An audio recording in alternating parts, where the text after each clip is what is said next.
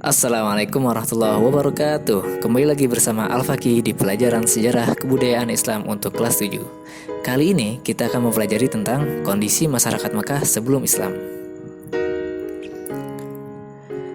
Peradaban bangsa Arab. Sebelum peradaban Islam memecah di tengah-tengah masyarakat Arab, bangsa Arab sebenarnya telah mengenal kehidupan politik, sosial, ekonomi, bahasa, seni, dan penggunaan metode berpikir, meskipun masih sederhana.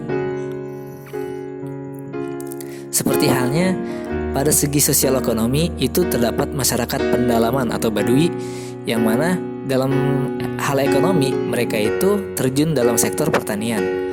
Adapun untuk masyarakat perkotaan itu melakukan perdagangan. Dan di Arab itu terdapat kota Mekah, yang mana di situ terdapat pusat perdagangan, yaitu pasar Ukaz yang dibuka di bulan-bulan tertentu. Dari segi sosial politik, di bangsa Arab itu terdapat seorang syekh atau amir yang mengurusi persoalan dalam masalah perang, pembagian harta dalam pertempuran tertentu. Lalu dari segi ilmu pengetahuan, bangsa Arab juga telah mengenal ilmu pengetahuan.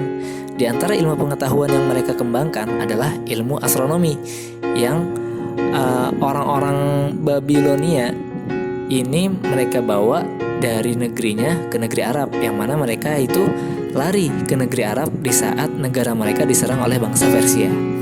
Selain ilmu astronomi, mereka juga mengembangkan ilmu meteorologi atau ilmu iklim untuk mengetahui suatu peristiwa berasal dari orang-orang Kaldam. Nah, yang ketiga, orang-orang Arab juga mendalami ilmu pengetahuan tentang pengobatan penyakit atau tabib. Nah, dan ini juga berasal dari orang-orang Kaldam.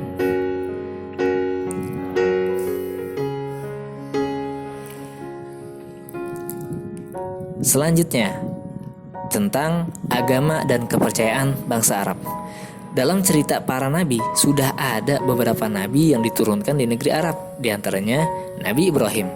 Karena itu, sejak awal ajaran tauhid sudah tertanam di masyarakat Arab. Setelah berpuluh-puluh abad, ajaran tersebut mengalami perubahan, yang akhirnya masyarakat Arab banyak menyembah berhala.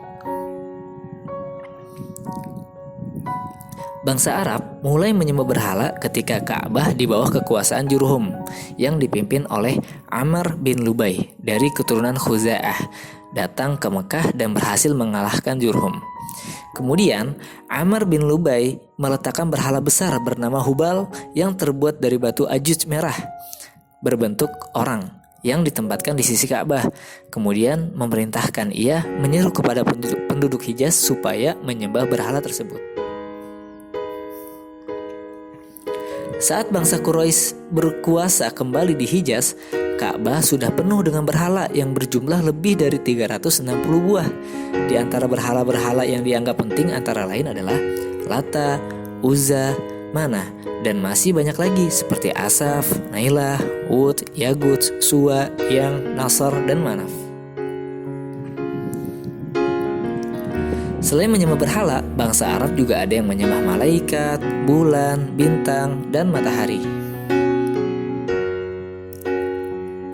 Lanjut ke sosial budaya bangsa Arab. Bidang bahasa dan seni bahasa, orang-orang Arab sebelum Islam itu sudahlah sangat maju. Di antara poinnya itu adalah bahasa mereka sangat indah dan kaya. Lalu penyair sangat dihormati. Juga ahli pidato mendapat derajat tinggi seperti seorang penyair. Lalu yang keempat, salah satu kelaziman masyarakat Arab jahiliyah adalah mengadakan majelis atau nadwah sebagai sarana untuk mendeklamasikan sajak, bertanding pidato, tukar-menukar berita, dan lainnya. Selanjutnya mengenai politik masyarakat Arab sebelum Islam. Berdasarkan teritorial, masyarakat Arab itu terbagi menjadi dua. Yang pertama ada masyarakat kota yang tinggal di kota perniagaan Arab. Yang kedua ada masyarakat pendalaman yang menggembara dari suatu tempat ke tempat lain.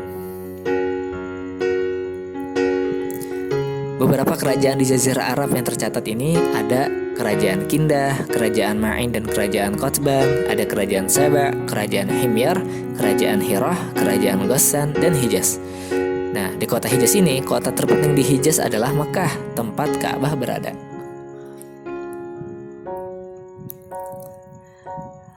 Di abad ke-5 Masehi, suku Quraisy itu berhasil merebut kekuasaan Mekah dan Ka'bah dari kelompok Khuza'ah. Mekah mengalami kemajuan di bawah kekuasaan Quraisy. Lalu, untuk mengurus Mekah dan mengamankan para peziarah yang datang ke kota Mekah, suku Quraisy itu mendirikan semacam pemerintahan.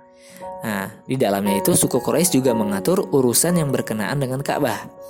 Ada 10 jabatan yang dibagikan kepada kabilah dari suku Quraisy, yaitu Hijabah yang artinya pemegang kunci Ka'bah, Sikoyah pengatur air mata Zam-Zam, Diyat kekuasaan hakim sipil dan kriminal, Sifaroh kuasa usaha negara atau duta, Liwa jabatan ketentaraan, Rifadhah pengurus pajak bagi fakir miskin, Nadwah jabatan ketua dewan, Khaiman pengurus balai musyawarah, Khazinah jabatan administrasi keuangan, dan Azlim yaitu penjaga panah peramal untuk mengetahui pendapat para dewa-dewa.